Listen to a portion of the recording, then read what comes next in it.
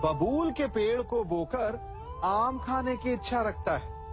यदि कांटे बोए हैं तो फल नहीं, कांटे ही मिलेंगे।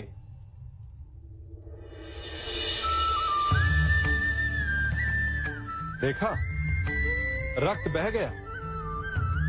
ठीक ऐसा ही हमारे कर्मों के साथ होता है। हमारे बुरे कर्मों का फल कभी शुभ नहीं हो सकता। जो हाथ अस्मिता लूटने को आगे बढ़ेंगे, उन हाथों को कटना होगा। जो दृष्टि बुरी बनकर स्त्री पर पड़ेगी, उन्हें अनजान नहीं, रक्त के अश्रु भोगने होंगे। जिसने अपने जीवन में छल किया, उसे अपने ही छल के भार तले दब कर मिट जाना होगा। समय रहते जिसकी आंखें नहीं खुली, समय उसकी आंखें बंद कर देता है। इन भिन्न भिन्न प्रकार के पात्रों को देख रहे हैं आप। क्या आप बता सकते हैं कि इन पात्रों में क्या रखा है? आपको लग रहा होगा कि इसमें भिन्न भिन्न प्रकार के द्रव्य है ना? परंतु ऐसा नहीं है। इन सभी में एक ही जल है। देखिए,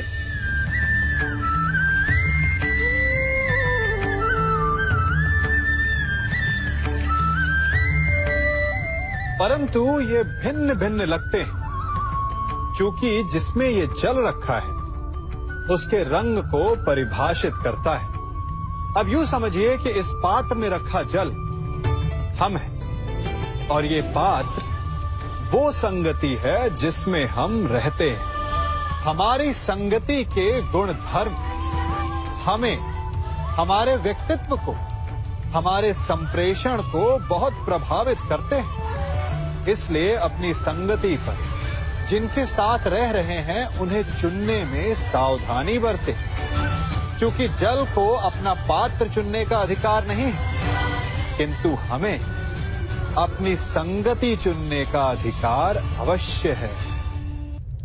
हम सभी के जीवन के लिए मित्रता बड़ी महत्वपूर्ण है। हम सभी अपने जीवन में अपने अपने मित्र चुनते हैं। मित्र वो होता है जिसके साथ रहने में, जिसके साथ समय बिताने में आनंद मिले। किंतु क्या मित्रता का अर्थ केवल इतना ही है? मित्रता होनी चाहिए जल और दूध की भांति।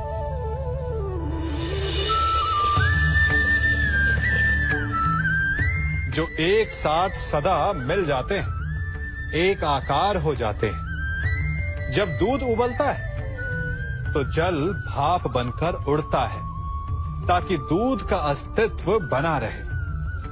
जब यह मिश्रण उफनता है, तब दूध पात्र से पहले गिरता है, ताकि वो जल को बचा सके। मित्रता भी इसी प्रकार होती है। किंतु यदि दूध में तनिक भी खटास आ जाए, तो वो दूध को फाड़ देती है। ठीक इसी प्रकार यदि मित्रता में संदेह आ जाए, तो वो मित्रता को समाप्त कर देता है। इसलिए मित्र बनाएं, किंतु झूठे संदेह से सावधान रहें। जब सागर का जल वाष्प बनकर उड़ता है, तब वो हमें दिखाई नहीं देता। मेघ उस जल को अपने भीतर छिपा लेते हैं, लंबी यात्रा करते हैं, प्रयास करते हैं कि वो जल सदा उनके भीतर छिपा रहे। परंतु जब वायु का वेग उन्हें उड़ाकर किसी पर्वत से ले जाकर के टकरा देता है, तब उन मेघों को बरसना ही पड़ता है, क्योंकि यही नियति है, यही प्रकृति है। क्योंकि जल को सागर में जाकर मिलना ही है। ठीक ऐसा ही हमारे साथ भी होता है। हम सत्य को अपने मन के मेघों में चाहे जितना छिपाने का प्रयास कर लें, परंतु समय की आंधी उसे वास्तविकता के पर्वत से ले जाकर के टकराकर हमारे समक्ष ले ही आती है। जिस भय के कारण आप सत्य को सामने नहीं लेकर आना चाहते, एक दिन वही भय हमारे समक्ष आकर खड़ा हो जाता है और फिर हम लाचार हो जाते हैं, क्योंकि हमने उस भय का सामना करने की तैयारी नहीं की होती। इसलिए सत्य से भागे नहीं, उसे छिपाए भी नहीं, उसे स्वीकार करें। भविष्य की बड़ी विपत्ति से बच जाएंगे। वृक्ष से टूटकर गिरे पत्ते को तो आप सभी ने देखा होगा। वो कुछ ही देर में मुरझा जाता है, पीला पड़ जाता है, सूख जाता है। वायु का वेग उसे उड़ाकर कहीं और ले जाता है, पैरों तले पिसता है, वर्षा के जल में गलता है। तो क्या यही अंत है? नहीं। इसके पश्चात क्या होता है वो विचारणीय है। एक पत्ता गलकर, सूखकर, पिसकर उसके अवशेष धरती में रिसते हैं और खाद बनते हैं, और उसके पश्चात वो खाद पेड़ की जड़ों में जाकर मिल जाता है और नव जीवन देता है एक और नए पत्ते को। अर्थात कहीं भी, कभी भी, कुछ भी ना अयोग्य होता है, ना बेकार होता है। इसलिए कुछ नष्ट हो जाने की चिंता करे बिना उसे आप समाज के हित में लगा दीजिए। विश्वास कीजिए, वो वस्तु, वो प्रयास कभी नष्ट नहीं होगा।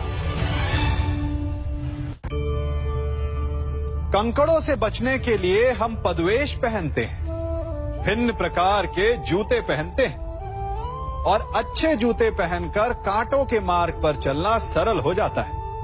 परंतु जब ये कंकड़, जब ये कांटे हमारे जूतों में होते हैं तो सरल मार्ग पर चलना भी कठिन हो जाता है। ठीक इसी प्रकार ये कंकड़, ये कांटे हमारे मन में होते हैं। ये कंकड़, ये कांटे होते हैं हमारा अतीत, जिसके भय के कारण हम उसे वर्तमान में स्वीकारना नहीं चाहते। कदाचित इसीलिए हमारे अतीत को भूत कहा गया है, क्योंकि एक भूत की भांति हमारा अतीत हमारा पीछा नहीं छोड़ता। इसलिए अपने अतीत के भयावह घटनाओं से भागे नहीं, उसे स्वीकारें। विश्वास कीजिए, आपका जीवन सरल हो जाएगा। कभी किसी पक्षी को घोंसले की नींव बनाते देखा है? अथक परिश्रम करके तिनका तिनका बिटोर कर वो पक्षी अपना घोंसला बनाता है, अपनी संतान के लिए एक सुरक्षित घर बनाता है।